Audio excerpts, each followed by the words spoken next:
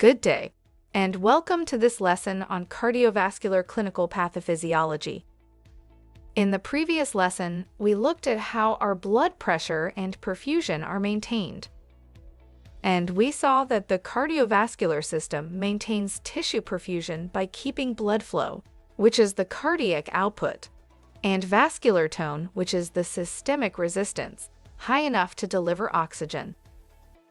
We also saw that perfusion depends heavily on something called cardiac output, or CO, which the formula is CO equals heart rate multiplied by stroke volume. By the end of this lesson, you will be able to identify common causes of chest pain and link each to likely mechanisms. Recognize warning signs of cardiovascular instability that require urgent action. How do we reason through shock without memorizing? Shock means the body is not delivering enough blood to the organs, so they don't get enough oxygen, and they begin to fail. What differs is why perfusion fails. We can simplify shock into 4 major categories by asking 4 key questions. First, has the patient lost volume? If volume is lost, this is called hypovolemic shock. Common causes include hemorrhage, dehydration, burns, vomiting, or diarrhea. The core idea is simple. The pump works, but there is not enough volume. The second question, is the pump failing? If the pump is failing, this is cardiogenic shock.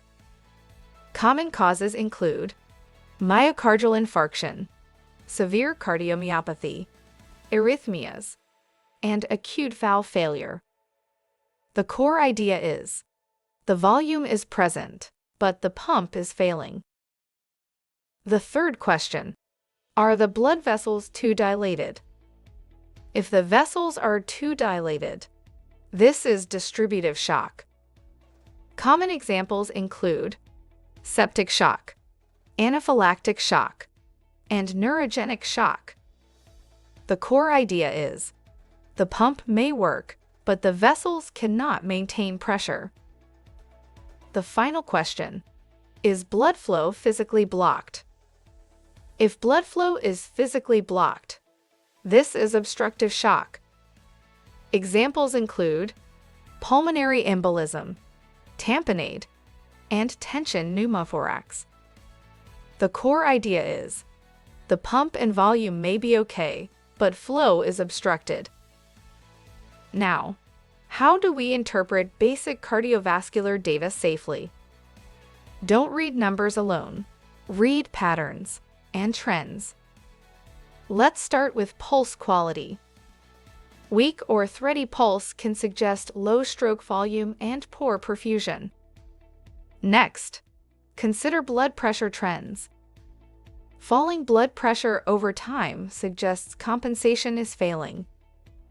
Hypotension is often a late sign of deterioration. Don't wait for it. Next, look out for fluid status clues. History of fluid and blood loss can support low preload. Oliguria can suggest poor renal perfusion. Neck vein findings can help clinicians differentiate volume loss, congestion, and obstruction. Finally, assess perfusion indicators. These indicators include mental status, urine output, skin temperature, and skin perfusion. Last one is lactate trend. In summary, clinicians should not look at numbers alone. They should look at pattern and trends in the patient's condition. A weak or thready pulse may mean the heart is not pumping enough blood effectively. That is it for now. We shall continue the lesson in the next class. Thanks for watching. See you in the next lesson.